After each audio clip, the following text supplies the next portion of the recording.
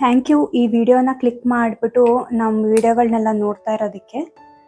ನಮಸ್ಕಾರ, ಸಾಕಿ ಕುಕಿಂಗ್ ಫೈಲ್ಸ್ಗೆ ಸ್ವಾಗತ. ನಾನು ಸೌಮ್ಯ.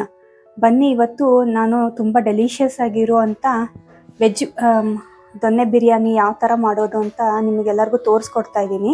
ದೊನ್ನೆ ಬಿರಿಯಾನಿ ನಾನ್ ವೆಜ್ಜಲ್ಲೇ ಮಾಡ್ತಾರೆ ಅಂತ ಅಂದ್ಕೊಂಡಿರ್ತಾರೆ, ಆದರೆ ವೆಜ್ ಒಳಗೂ ಮಾಡಿದ್ರೂ ನಾನ್ ವೆಜ್ಜಲ್ಲಿ ಮಾಡಿರೋ ಅಷ್ಟೇ ಟೇಸ್ಟಿಯಾಗಿ ಬರುತ್ತೆ. ಅದನ್ನು ಸಿಂಪಲ್ಲಾಗಿ ಯಾವ ಥರ ಸಿಂಪಲ್ ಇಂಗ್ರೀಡಿಯೆಂಟ್ಸಲ್ಲಿ ಮತ್ತು ಮಸಾಲೆ ಕಡಿಮೆ ಹಾಕಿಬಿಟ್ಟು ಯಾವ ಥರ ಡೆಲಿಷಿಯಸ್ ಆಗಿ ಮಾಡೋದು ಅಂತ ನಾನು ಇವತ್ತು ನಿಮಗೆ ಈಸಿಯಾಗಿ ತೋರಿಸ್ಕೊಡ್ತಾ ಇದ್ದೀನಿ. ಆದರೆ ತುಂಬಾ ಹುಷಾರಾಗಿ ಮಾಡಬೇಕು. ಈ ದೊನ್ನೆ ಬಿರಿಯಾನಿ ನಾವು ಹೋಲ್ ಸ್ಪೈಸಸ್ ಹಾಕಿರೋದ್ರಿಂದ ಅದು ಸಿಡಿಯೋ ಚಾನ್ಸಸ್ ಇರುತ್ತೆ. ಈ ವಿಡಿಯೋದಲ್ಲಿ ಕೂಡ ನಾನು ಮಾಡಬೇಕಾದ್ರೆ ನನ್ನ ಕೈ ಕೂಡ ನಾನು ಸುಟ್ಕೊಂಡಿದ್ದೀನಿ. ಅದಕ್ಕೋಸ್ಕರನೇ ನಾನು ನಿಮಗೆ ಇದನ್ನು ಪರ್ಟಿಕ್ಯುಲರಾಗಿ ಹೇಳ್ತಾ ಇದ್ದೀನಿ.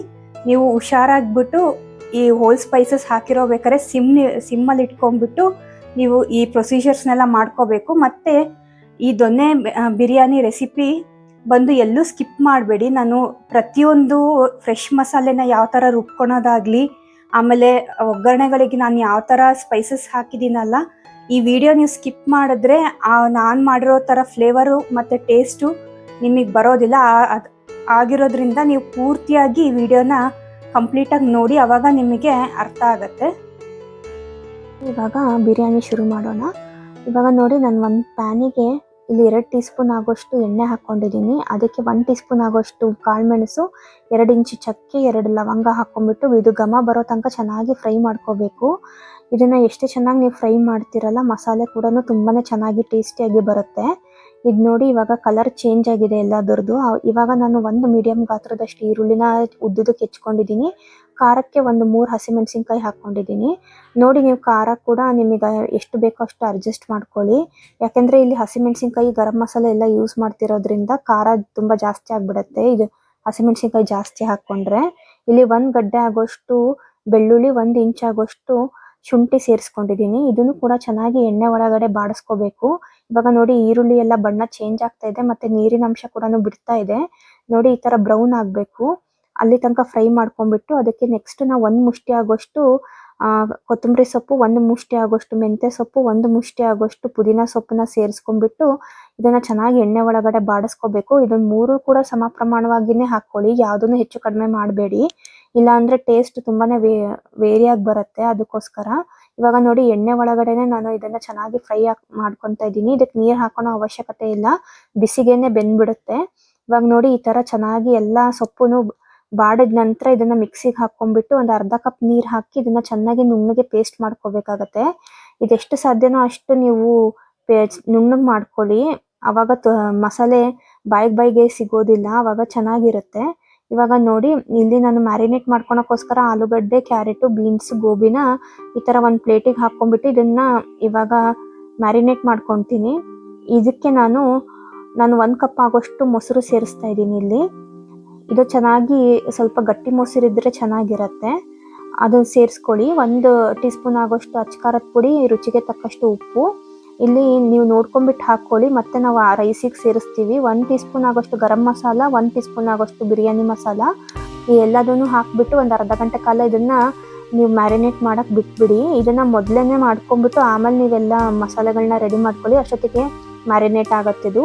ಇವಾಗ 2 ಟೀ ಸ್ಪೂನ್ ಆಗೋಷ್ಟು ತುಪ್ಪ ಸೇರಿಸ್ಕೊಂಡಿದ್ದೀನಿ, 2 ಟೇಬಲ್ ಸ್ಪೂನ್ ಆಗೋಷ್ಟು ಎಣ್ಣೆ ಸೇರಿಸ್ಕೊಂಡಿದ್ದೀನಿ. ಅದಕ್ಕೆ ಪಲಾವ್ ಎಲೆ, ಏಲಕ್ಕಿ, ಚಕ್ರ ಮೊಗ್ಗು, ಮರಾಠಿ ಮೊಗ್ಗು, ಜೀರಿಗೆ, ಕಸೂರಿ ಮೇಥಿ, ಕಲ್ಲು ಇದಿಷ್ಟನ್ನು ಸೇರಿಸ್ಕೊಂಡ್ಬಿಟ್ಟು ಚೆನ್ನಾಗಿ ನೀವು ಘಮ ಬಿಡೋ ತನಕ ಫ್ರೈ ಮಾಡ್ಕೋಬೇಕಾಗತ್ತೆ. ನೋಡಿ, ಇವಾಗ ಕಸೂರಿ ಮೇಥಿ ಎಲ್ಲ ಕಲರ್ ಚೇಂಜ್ ಆಗಿದೆ, ಈ ಥರ ಆಗಬೇಕು. ಆವಾಗ ನಿಮಗೆ ಟೇಸ್ಟ್ ತುಂಬಾ ಚೆನ್ನಾಗಿ ಬರುತ್ತೆ. ಮರಾಠಿ ಮೊಗ್ಗು ಹಾಕಿರೋದ್ರಿಂದ ಅದು ಸಿಡಿಯೋ ಚಾನ್ಸಸ್ ಇರುತ್ತೆ, ಭಾಳ ಹುಷಾರಾಗಿ ನೀವು ಇದನ್ನು ಮಾಡ್ಕೊಳ್ಳಿ, ಇಲ್ಲಾಂದರೆ ಮೇಲ್ಗಡೆ ಒಂದು ಪ್ಲೇಟ್ನ ಮುಚ್ಚಿಬಿಡಿ. ಇವಾಗ ನಾನು ಇಲ್ಲಿ 1 ಮೀಡಿಯಮ್ ಗಾತ್ರದಷ್ಟು ಈರುಳ್ಳಿನ ಸೇರಿಸ್ಕೊಂಡಿದ್ದೀನಿ.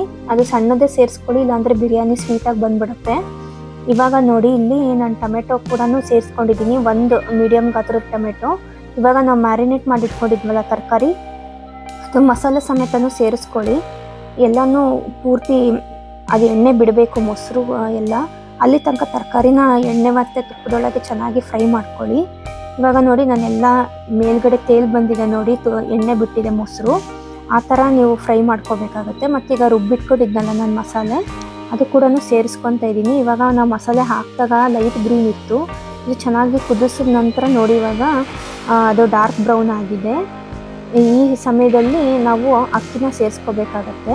ಇಲ್ಲಿ 1.5 ಕಪ್ ಆಗೋಷ್ಟು ಅಕ್ಕಿನ ನಾನು ತೊಳೆದ್ಬಿಟ್ಟು ಒಂದು ಅರ್ಧ ಗಂಟೆ ನೆನೆಸಿಟ್ಕೊಂಡಿದ್ದೆ. ಅದಕ್ಕೆ 3 ಕಪ್ ಆಗೋಷ್ಟು ನೀರು ಸೇರಿಸ್ಬಿಟ್ಟು ನಾನು ಈಗ ಆಗ ಕುಕ್ಕರಿಗೆ ಸೇರಿಸ್ಕೊಂಡಿದ್ದೀನಿ. ಇಲ್ಲಿ ಒಂದು ಕಾಲು ನಿಂಬೆಹಣ್ಣು ಹಿಂಡಬೇಕಾಗತ್ತೆ ಇದು ಹುಳಿಗೆ. ಈಗ ಆಪ್ಷನಲ್ಲು ನೀವು ಟೊಮೆಟೊ ಕೂಡ ಜಾಸ್ತಿ ಮಾಡ್ಕೋಬೋದು, ಇಲ್ಲ ಅಂತಂದರೆ ನಿಂಬೆಹಣ್ಣು ಸೇರಿಸ್ಕೋಬೋದು. ಇದು ಚೆನ್ನಾಗಿ ಕುದಿ ಬಂದಮೇಲೆ ಲಿಡ್ ಕ್ಲೋಸ್ ಮಾಡಿ 1 ವಿಷಿಲ್ ಬರೆಸ್ಕೊಳ್ಳಿ. ಇದು ಫುಲ್ ಪ್ರೆಷರ್ ಇಳಿದ ನಂತರ ನಿಮಗೆ ಇವಾಗ ನಾನು ತೋರಿಸ್ತಾ ಇದ್ದೀನಿ. ನೀವು ಬೇಗನೆ ತೆಗಿಯೋಕ್ಕೆ ಹೋಗಬೇಡಿ, ಅಕ್ಕಿ ಮುದ್ದೆ ಆಗಿಬಿಡತ್ತೆ. ಅದಾಗಿ ಗ್ಯಾಸ್ ಫುಲ್ ರಿಲೀಸ್ ಆದಮೇಲೆ ನೀವು ಇದನ್ನು ಓಪನ್ ಮಾಡ್ಕೋಬೇಕಾಗುತ್ತೆ. ಇವಾಗ ನೋಡಿ ಮಸಾಲೆ ಎಲ್ಲ ಮೇಲ್ಗಡೆ ಬಂದು ನಿಂತಿದೆ ಅಲ್ಲ, ಈಗ ನಿಧಾನಕ್ಕೆ ಎಲ್ಲನೂ ಮಿಕ್ಸ್ ಮಾಡ್ಕೋಬೇಕಾಗತ್ತೆ, ರೈಸು ಮತ್ತು ಮಸಾಲೆ ಎಲ್ಲ. ಇವಾಗ ನೋಡಿ ನಿಧಾನಕ್ಕೆ ಮಾಡ್ಕೊಳ್ಳಿ, ಇಲ್ಲಾಂದರೆ ಅಕ್ಕಿ ಒಡೆದ್ಬಿಡುತ್ತೆ ಪೂರ್ತಿ, ಆವಾಗ ರೈಸು ಮುದ್ದೆ ಆಗಿಬಿಡುತ್ತೆ. ಇವಾಗ ನೋಡಿ ಈ ಥರ ನಿಧಾನಕ್ಕೆ ಎಲ್ಲದನ್ನು ನೀವು ಮಿಕ್ಸ್ ಮಾಡಿಕೊಂಡ್ರೆ ನಮ್ಮ ಟೇಸ್ಟಿಯಾಗಿರೋ ವೆಜ್ ದೊಣ್ಣೆ ಬಿರಿಯಾನಿ ರೆಡಿಯಾಗಿದೆ. ಇದನ್ನು ನಾನು ಸರ್ವ್ ಮಾಡ್ತಾಯಿದ್ದೀನಿ. ಇದು ಬಿಸಿ ಬಿಸಿಯಾಗಿ ತಿಂದರೆ ತುಂಬಾ ಚೆನ್ನಾಗಿರುತ್ತೆ. ಇದ್ರ ಕಾಂಬಿನೇಷನ್ ಆಗಿ ಮೊಸರು ಬಜ್ಜಿ ಜೊತೆಗೆ ತಿನ್ನಿ ತುಂಬಾ ಟೇಸ್ಟಿಯಾಗಿರುತ್ತೆ. ಇದು ಮತ್ತು ಲಂಚ್ ಬಾಕ್ಸಿಗೂ ಕೂಡ ನೀವು ಬೇಗನೆ ಮಾಡ್ಕೊಂಬಿಡ್ಬೋದು ಬೆಳಗ್ಗೆ. ಈ ರೆಸಿಪಿ ಯಾವ ಥರ ಬಂತು ಅಂತ ನೀವು ಒಮ್ಮೆ ಟ್ರೈ ಮಾಡಿ ಮನೆಯೊಳಗೆ ಕಮೆಂಟ್ ಮುಖಾಂತರ ತಿಳಿಸಿ. ನಮ್ಮ ಚಾನಲ್ನ ಮೊದಲು ಬಾರಿಗೆ ನೋಡ್ತಾ ಇದ್ದರೆ ನಮ್ಮ ಚಾನಲ್ನ ಸಬ್ಸ್ಕ್ರೈಬ್ ಮಾಡ್ಕೊಳ್ಳಿ, ಫ್ಯಾಮಿಲಿ ಫ್ರೆಂಡ್ಸ್ ಜೊತೆಗೆ ಶೇರ್ ಮಾಡಿ, ನಮ್ಮ ವಿಡಿಯೋಗಳಿಗೆ ಒಂದು ಲೈಕ್ ಕೊಡಿ. ಇದೇ ಥರ ಯೂನಿಕ್ ರೆಸಿಪಿಗಳೊಂದಿಗೆ ಮುಂದಿನ ವಿಡಿಯೋದಲ್ಲಿ ಸಿಗ್ತೀನಿ. ಧನ್ಯವಾದಗಳು.